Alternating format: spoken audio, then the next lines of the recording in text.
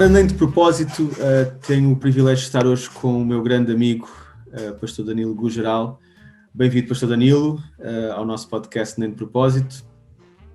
Oi, Júnior. Obrigado pelo convite. Nada, ora essa. E ainda neste formato assim estranho, tu cá e eu lá, neste caso, eu cá e tu lá, não é?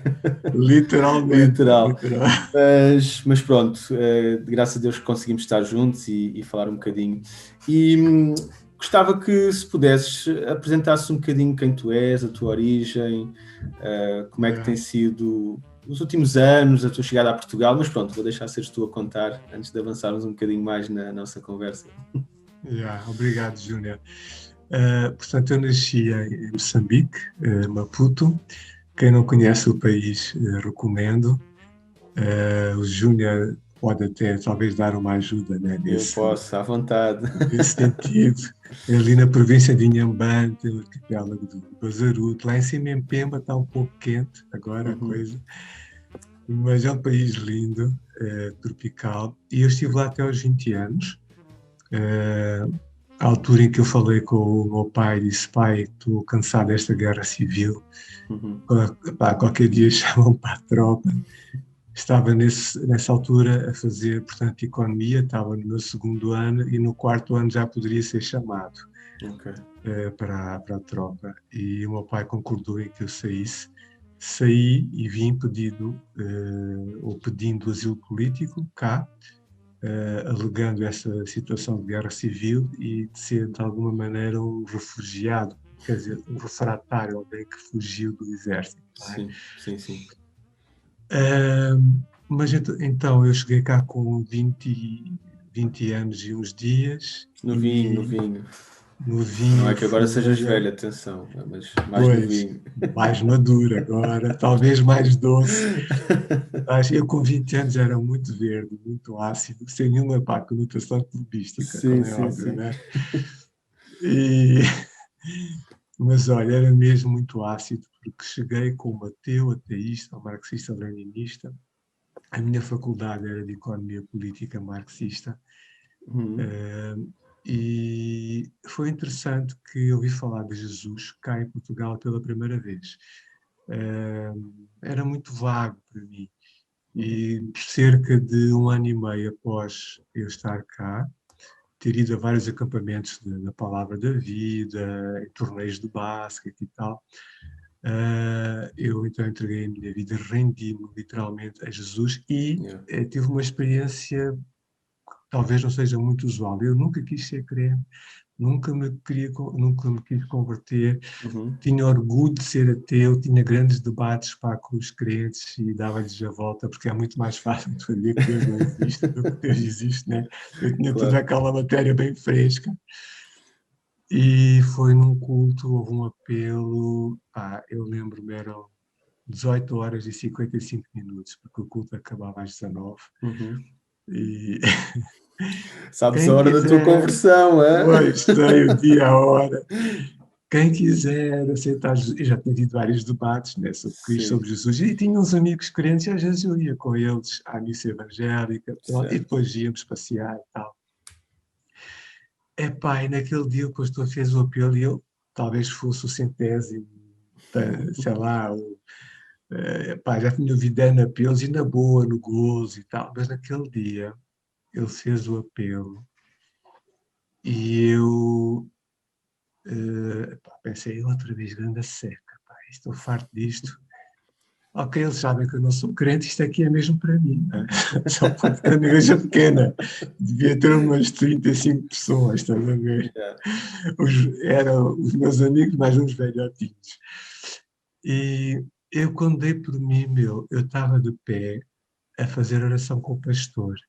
Eu não sei o que aconteceu, mas foi algo mesmo. Foste trasladado do teu lugar até Pois, até a conversão. Assim, um pouco tipo Saulo de Tarso. Só que pronto, não havia cavalos, estava numa cadeira, né? E estava de pé, e a malta toda assim a olhar para mim e a pensar: será que ele está no gozo? Será que. E no fim do culto saímos, eu estava tão feliz e todos assim, todos os meus amigos muito silenciosos, pensei, assim a pensar, este gajo agora vai gozar connosco, né? Pois. Mas eu, pessoal, agora sou o vosso irmão, puxa, que peso que saiu, sinto-me leve, eu sentia mesmo leve, Juna, e Yeah. sentia um calor aqui na zona do peito, eu não conseguia nem virar assim, nem assim, era uma coisa muito Uau. esquisita, foi impacto mesmo, sabes? E pronto, e depois eu apanhei o comboio, porque aquilo foi na linha, e cheguei a Uhum. Cascais, e naquela altura eu não dava a volta assim pela estação, eu disse que eu tinha, era muito verde e um pouco ácido, né? Eu saltava, saltava as As linhas, linhas. depois subia aquela coisa ali, uns postes, Marginal, Pão de Açúcar, depois subia, né? Seguias. E no Pão Ok. de Açúcar encontro um amigo do basquete também, que tinha ido à palavra da vida, desde comigo, era o único crente da equipa, Uhum. estás a ver? E eu, Pedro, converti-me hoje, somos irmãos em Cristo. Ele disse, olhar para mim, está bem, sei que, assim no Estás a gozo, gozar já está comigo. no gozo, mas não estava mesmo. Olha, foi uma conversão mesmo radical e isso mudou muito a minha vida.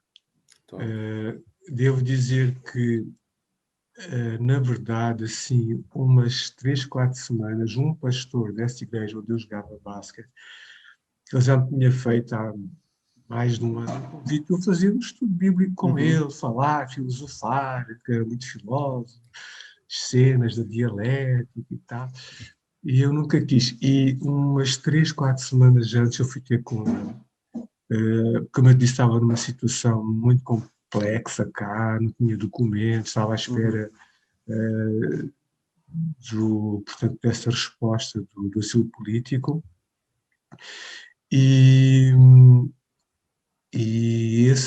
nós encontramos aos sábados, às 3 às 5h30, grandes conversas, falou-me de Jesus, não é que eu nunca tinha ouvido falar. Yeah. Já tinha ouvido muitas pregações, muita Sim. coisa, mas, epá, ele era profundo, era um bom ouvinte, respeitava as minhas ideias, não me atacava, Yeah. e acho que ele foi a pessoa fundamental para, Ok. para naquele dia do apelo, eu ficar de pé e acontecer aquilo. Muito bom. Engraçado, eu não sabia dessa tua vertente desportista, basquete, certo? Sim, sim, sim. Eu joguei basquete em Moçambique muitos anos, fui Engraçado. treinador também, treinador de formação e pertencia à seleção de Moçambique nas Universiadas Ok. da África Sim, sim, Austral sim. e Oriental. Por acaso ganhamos. E foi Espetáculo. na Zâmbia. Foi na Zâmbia. O último jogo, Zúnia, foi à chuva. A malta batia a bola, para puxa, Era toda água por todo lado. claro que não era muito bom para nós, porque nós éramos muito mais para tecnicistas, mas pronto, Uhum. conseguimos ganhar à mesma. Pá, eu qualquer dia vou desafiar os nossos pastores. Nós temos o pastor Carlitos, que é da área de desporto também, que foi professor de educação física e atletismo. Agora temos um basquetebolista, não é? Temos que arranjar aqui. O Sim, pastor Henrique jogou futebol. Qualquer sim, dia o temos Henrique, aqui. tens aqui várias modalidades. Exatamente. Qualquer dia vou desafiar aí a malta a fazer aí uns jovens contra os pastores. Pronto. Não, aí não temos Nas hipótese, várias, nas mas várias modalidades, vai contar a experiência, sim. vais ver. Basquete só se for meio campo, 3 contra 3, Ok, ok. habitualmente. Não pode ser campo inteiro, que aí só jogo 3 minutos e pronto, acabou o jogo. Muito bom.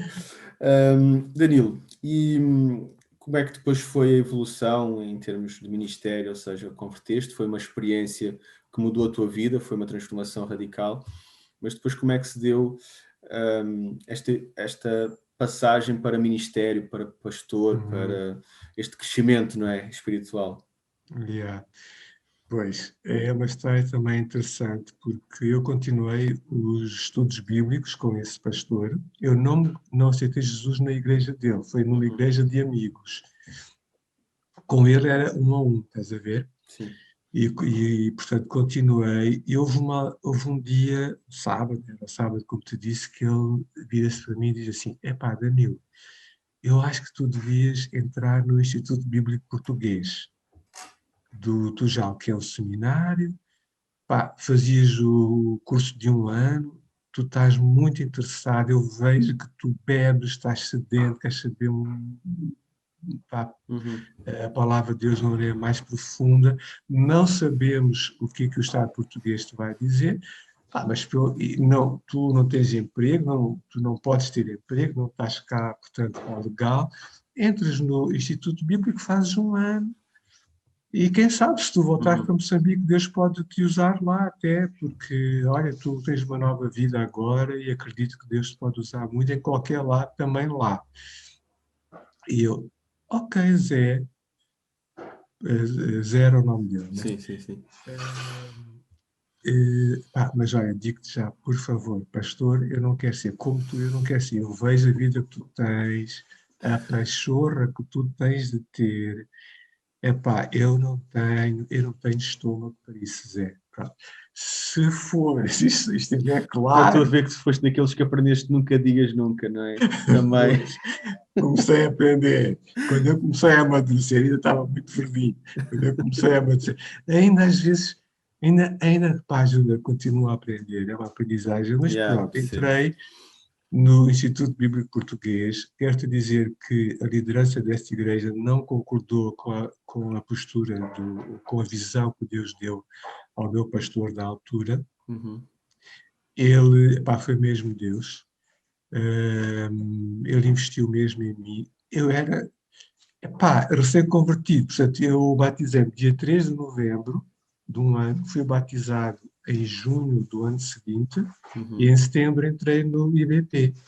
Ok. Estás a ver? E quando Tudo cheguei lá, assim. Júnior, os meus primeiros 3 meses foram horríveis. Todos os dias eu pensei em vir embora. Assim, o que é que eu faço aqui? Uhum. Toda esta malta cresceu na igreja, sabe a Bíblia toda, Tem um background todo cristão, não é? já falam de Adão e Eva, pá. E eu, quando ouvi falar de Adão e Eva, pensei, não, isto não é para mim, isto não é para mim. Estou a imaginar. Estás a ver? Eu era marxista ali. Exatamente, estou justamente a fazer o enquadramento e eu pensava, pô, nada a ver. Não, não, não, por favor, por favor. Mas olha, Deus também usou ali alguns professores, e algum professor que eu hoje posso honrar, o Gerald Erickson, que ele muitas vezes convidava para dar ali uns passeios, porque aquilo é numa zona assim, meio mato. Uhum. Nós dávamos passeios, sentávamos, ele ouvia, conversava. E isso foi o que Deus fez, usou pessoas, usou algumas pessoas, em especial o Jay Erickson, no meu primeiro trimestre, para eu continuar lá. E depois acabei o primeiro ano e o Zé Luís desafiou-me mais 2 anos. E eu, está bem, ok, mas pastor não. Ok, pastor não. E o que aconteceu foi que no fim do meu segundo ano, houve um problema com o Zé Luís e com a igreja que ele pastoreava, e ele quis deixar, né? Ele sentiu que devia deixar o seu ministério pastoral.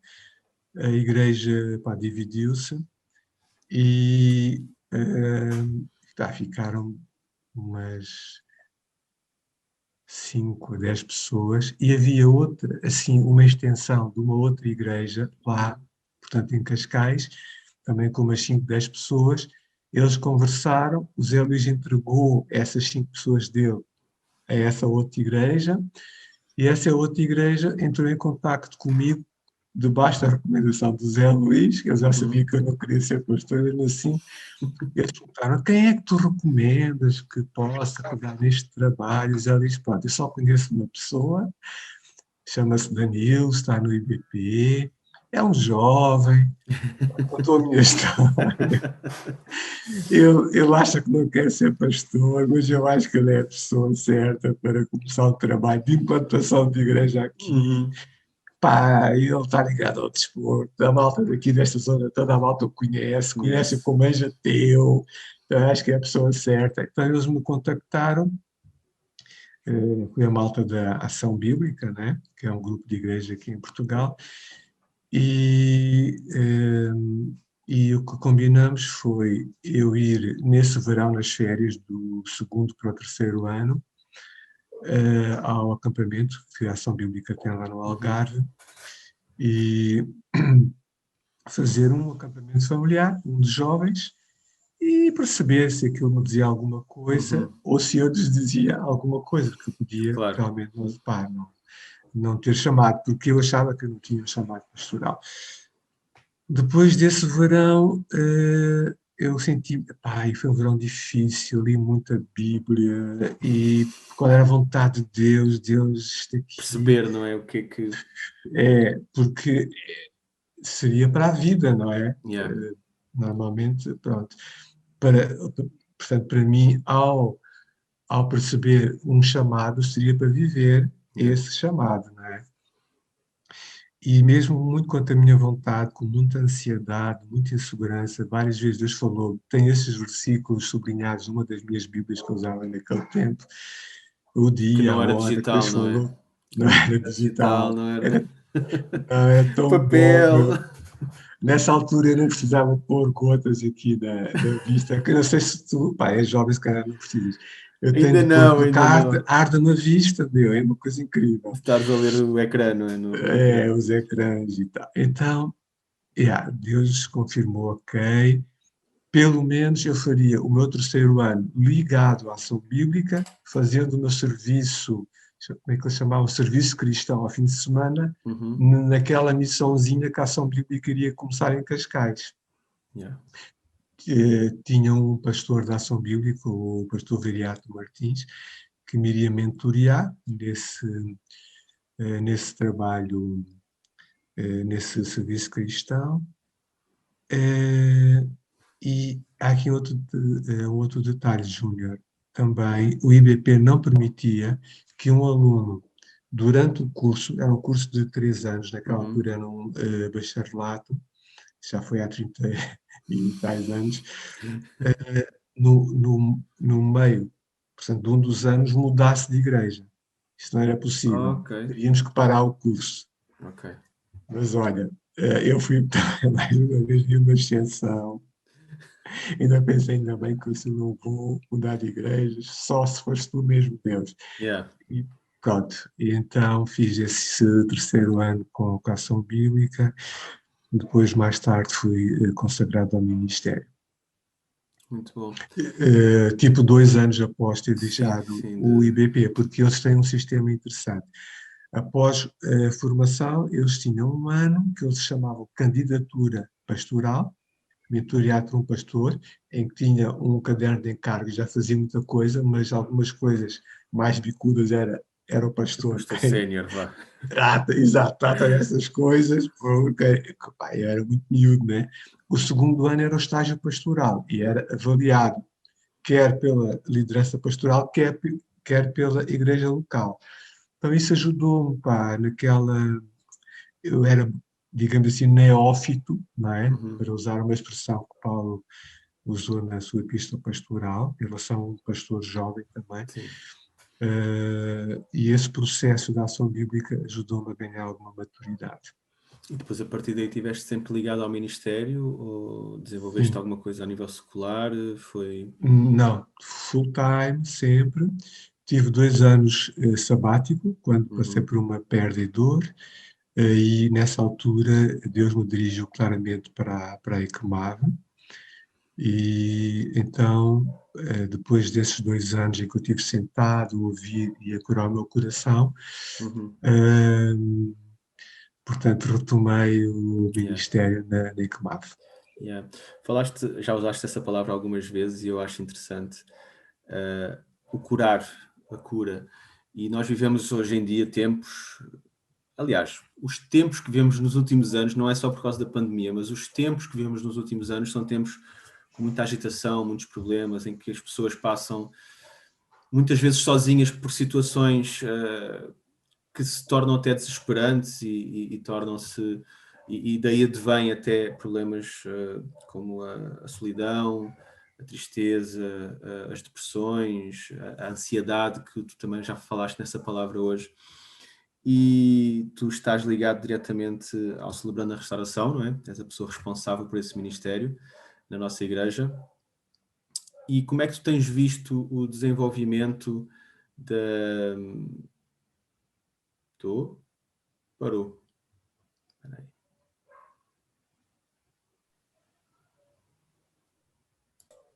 Ok, vamos retomar em... Então, Danilo, já falaste de uma palavra que eu acho interessante algumas vezes durante a nossa conversa, aliás, duas. Falaste em cura, falaste em restauração também, e nós vivemos tempos, não só neste tempo de pandemia, mas se calhar mais acentuado neste tempo de pandemia, mas nos últimos 10 anos ou 15 anos em que o ritmo de vida aumentou, muitas pessoas com pressão, trabalho, pressões familiares, situações de saúde, inclusivamente, que tornam-se em situações de tristeza, de depressões, solidão e por aí fora. E tu és a pessoa responsável pelo Ministério Celebrando a Restauração. E como é que tens sentido? É uma necessidade real, porque as pessoas precisam de estar acompanhadas, de serem acompanhadas, de ter um pastoreio. Mas quando eu falo como é que tens sentido, eu falo não só no meio cristão, mas também no meio secular. Como é que tens sentido a evolução, vamos chamar destas doenças, que são as novas doenças do foro psicológico, psicossomático? Como é que tem sido trabalhar com essas pessoas e de que forma é que o Ministério Celebrando a Restauração tem vindo a ajudar N pessoas ao longo dos anos nesse processo de cura interior, de restauração e por aí fora? Uma pergunta super interessante, Júnior, porque tem muito a ver com aquilo que estávamos a falar há pouco. Aqueles 2 anos que eu tive de reorganizar a minha vida, portanto, investir em mim, curar o meu coração, ter o foco aí, não é? Antes de responder diretamente à tua pergunta, eu faço só um parênteses para dizer que o Celebrando a Restauração da ICMAB existe agora há 15, 16 anos, tem passado por várias etapas. Certo. Por exemplo, a nível de grupos de apoio à autoajuda, nós já tivemos uns 130 grupos de apoio à autoajuda nestes anos, uma boa maioria da ICMAV, porque são grupos que começam e terminam, né? São grupos que duram tempo. Um grupo de alto sigilo, portanto não damos muita bandeira, né, disso, por motivos óbvios, não é? Sim, sem dúvida. Mas também noutras igrejas em Portugal e fora do país, também noutros países. Então, respondendo à tua pergunta em relação à pandemia, sim, sem dúvida, as notícias que nós ouvimos são mesmo reais e nós temos sentido isso. Temos sentido que não é mesmo fácil e é adoecedor, ou seja, é disfuncional, traz doença, desequilíbrio mental, começa-se a refletir no corpo também, sintomas físicos, né? Ossos, esta parte, tensão muscular, depois dores por aqui, tonturas, vertigens, estômago.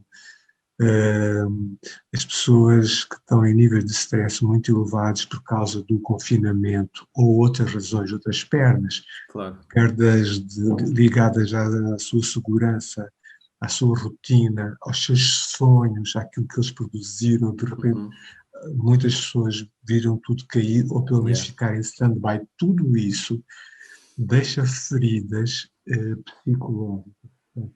Todos os nossos pensamentos têm emoções associadas e as emoções e pensamentos têm capacidade de agir ou de deixar de agir.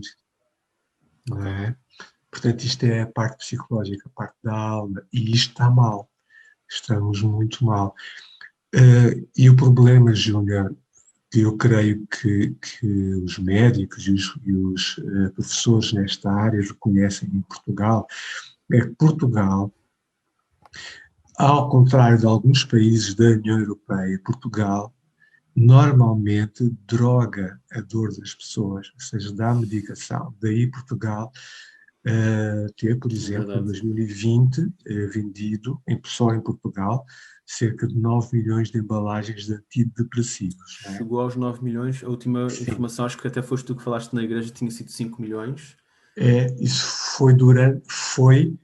foi até desconfinarmos. Uau, mas depois de desconfinarmos, sim, é muito perigoso, porque no outro dia estávamos numa reunião, numa live das igrejas da Fraternal, estiveram o doutor Samuel Antunes Sim. e um outro pastor, o pastor Dantas, Elias Elias Dantas, o Dantas, doutor, exatamente. né? São Sim, dois sim, sim, crânios, sim. e o doutor Samuel Antunes disse algo interessante, é que sem saúde mental não há saúde. Então nós temos, provavelmente, digo com muita humildade, mas pelos dados e pela cultura de drogar a ferida mental, emocional, né, psicológica, por esta cultura nós temos um povo bastante doente. Não, quer dizer, em termos de futuro, nos próximos 10 anos, vamos ter um povo com pouca saúde mental, Uhum. né? E logo um povo também sem saúde. Ok. Falaste aí duas coisas que já tinha ouvido falar, mas raramente associo, que é o mental e o psicológico trazer consequências físicas, não é? Uhum, Que é algo que pouco se associa e que, de facto, eu pelo menos uhum, não associo tantas vezes. E depois a uhum. questão da forma como os tais medicamentos agem nas pessoas. Eles, no fundo, são autênticas drogas, não é? Só. Ou seja, eu li uma vez a posologia e a bula de um desses medicamentos e fiquei escandalizado, até disse à pessoa na altura, pá, tens certeza que queres tomar isto? Porque os Pois. efeitos secundários são de facto devastadores e deixam as pessoas em estados letárgicos e, enfim, como estavas a Sim, dizer, e bem, situações sim. Deixa bastante só, complicadas.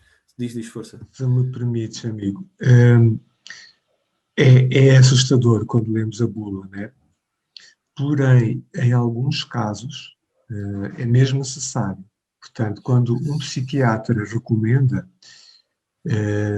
normalmente ele é um médico que depois estudou um pouco mais e ele normalmente sabe o que faz, não é? Pode se enganar, ele não é infalível. Agora, às vezes não é fácil acertar, cada pessoa é uma pessoa, cada Certo. cérebro é um cérebro, não é fácil acertar com a medicação ou com a dosagem.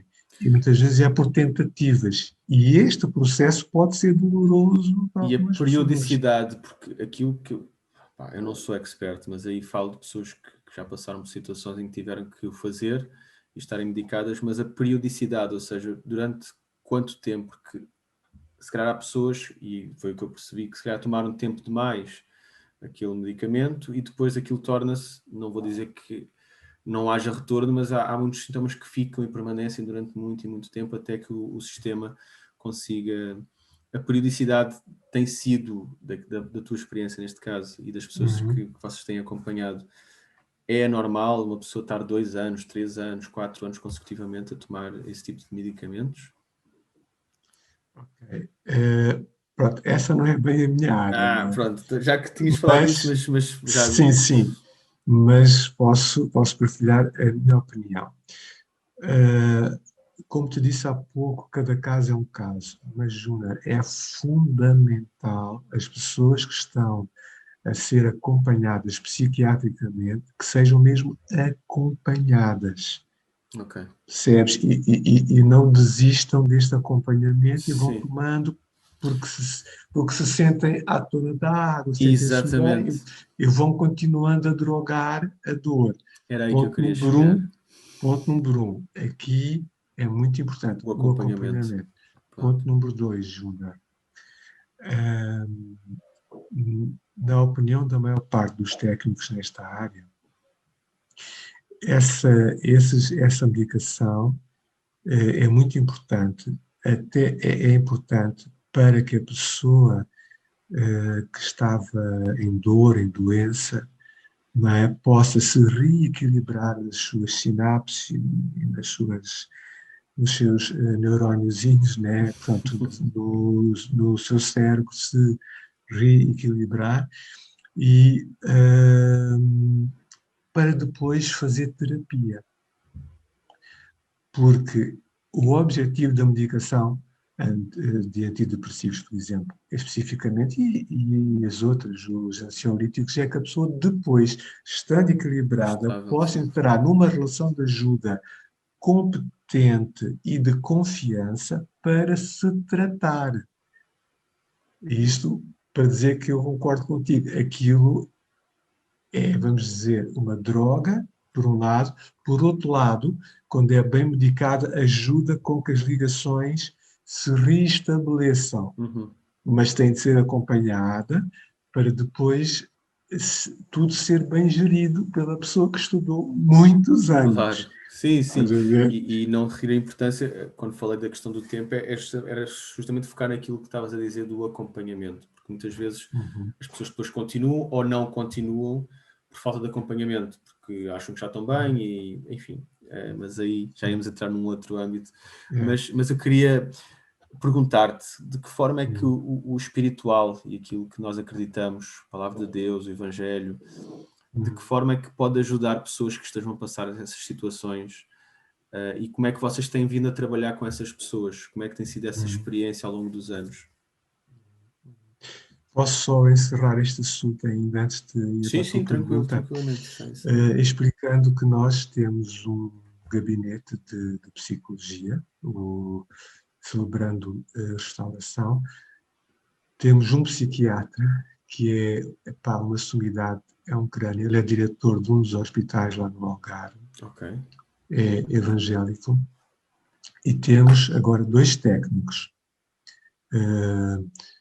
Temos um psicólogo que trabalha com a área cognitiva ou comportamental e uma psicóloga que trabalha com uma escola, digamos assim, que é mais neurológica e que se chama EMDR.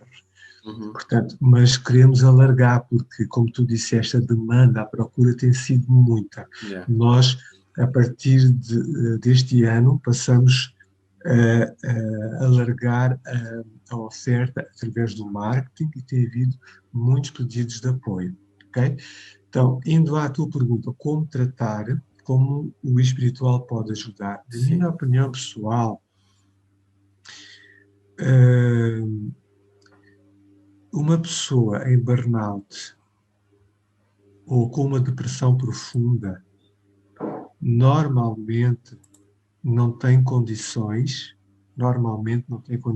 até estar mais equilibrada, aqui as conexões no seu cérebro estarem minimamente revitalizadas, Uhum. não tem condições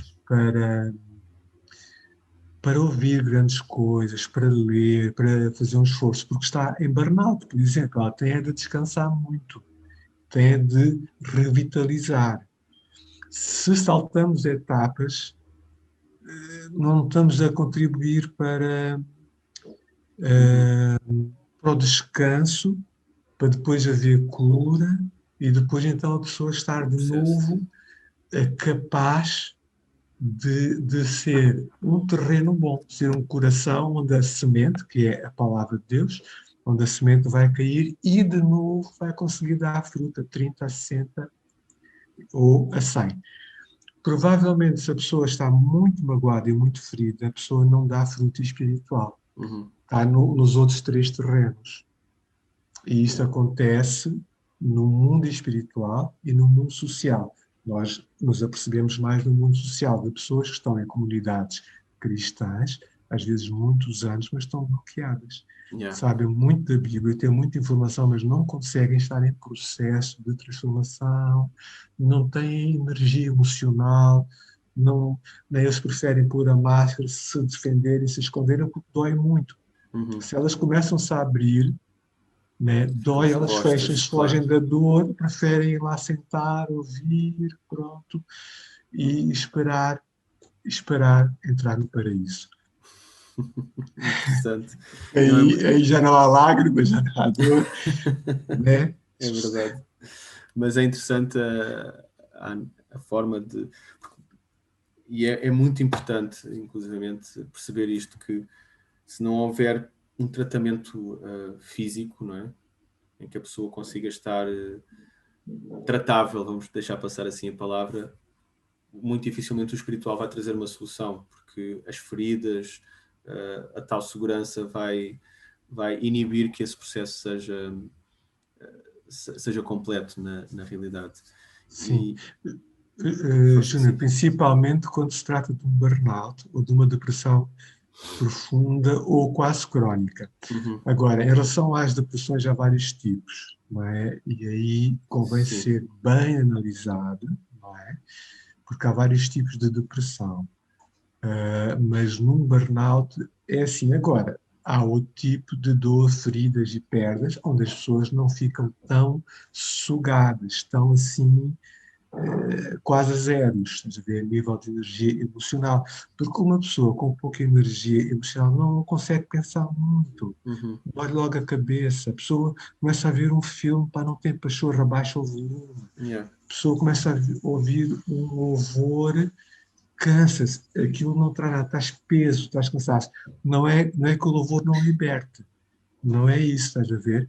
Talvez, por exemplo, numa situação dessas, eu sugeriria um louvor quase imperceptível, Sim. em que o Espírito e a alma absorvem, o Espírito Santo está presente, mas a pessoa não tem assim, alguns decibéis que ela já não suporta. Yeah. Yeah.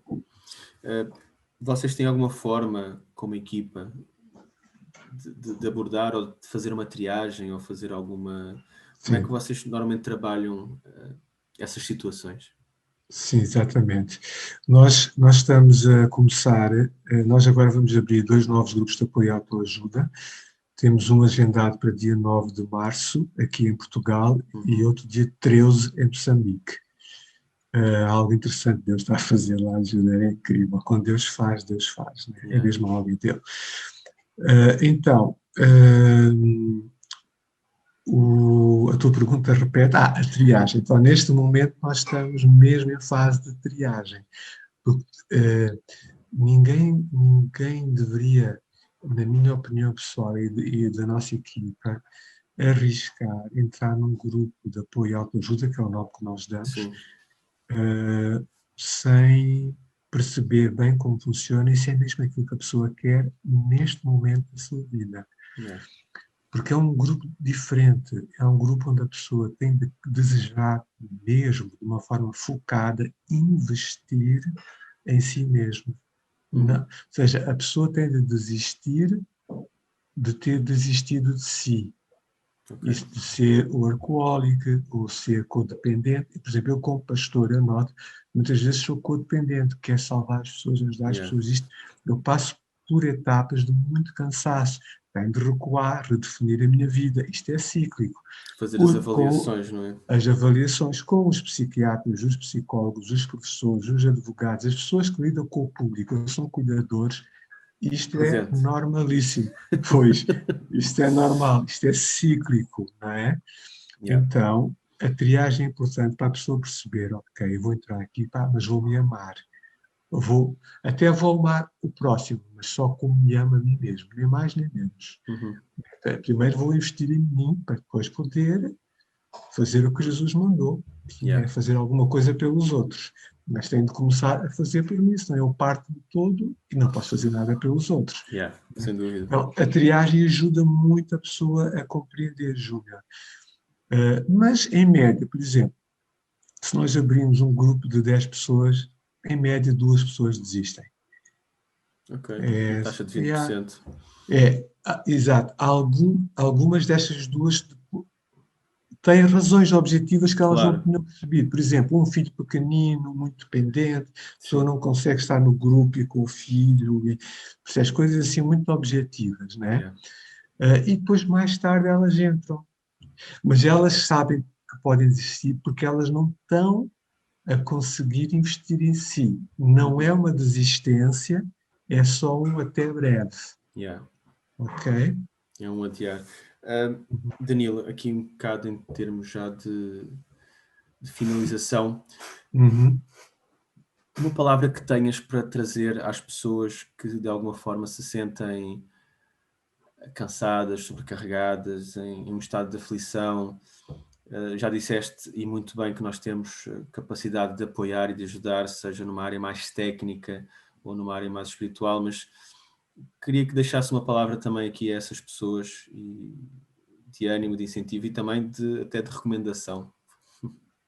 Sim, sim. Júnior, o texto que me veio logo ao coração foi aquele convite de Jesus, não é? Jesus convida-nos a todos, de qualquer fé ou sem fé, a Sim, todos. Jesus nos convida, a todos nós que estamos cansados ou que estivermos cansados, ou seja, esgotados, burnados, sim, cansados ou oprimidos, e a opressão aqui pode ser espiritual, pode ser uma de origem física, uma doença que traga uma doença grave física ou até emocional, como já falamos, porque Jesus naquela altura não ia dizer vocês estão cansados e deprimidos, né? Não havia esse conceito, havia certo, o conceito pesado, oprimido, né? Então todos vocês, todos nós que estivermos cansados e pesados, sobrecarregados, como algumas outras versões dizem, ele disse, venham a mim, que eu vos aliviarei. Mas como é que Jesus faz isso? Ele está no céu, ele não está aqui, ele usa pessoas de confiança. sem dúvida. Não é? Por favor, não vão ter com pessoas que não sejam de confiança. Não há pressa. Peçam a Jesus, mesmo que não tenham muita fé, digam assim, Jesus, mostra-me a quem pedir ajuda. Nós estamos aqui, não é? Então deixe esta palavra. Há um convite, venha a Ele. Porque Ele diz, porque eu vos aliviarei. Esta é a promessa. Amém. Danilo, muito fixe. Obrigado mais uma vez pela tua presença, pelo teu coração e disponibilidade. Foi bom conhecer-te um bocadinho mais, e eu quero deixar um desafio às pessoas que nos ouvirem, que se por acaso isto fez algum sentido para vocês, entrem em contato connosco através das nossas redes sociais, os messengers, têm os nossos contactos telefónicos do WhatsApp, Instagram, Messenger, tudo aquilo que vocês puderem utilizar como recursos. Não fiquem sozinhos, nós temos uma equipa que vos ama e quer estar convosco e está aqui para vos ajudar. Da nossa parte, muito obrigado, estejam atentos aos próximos episódios e até breve. Obrigado, Júnior.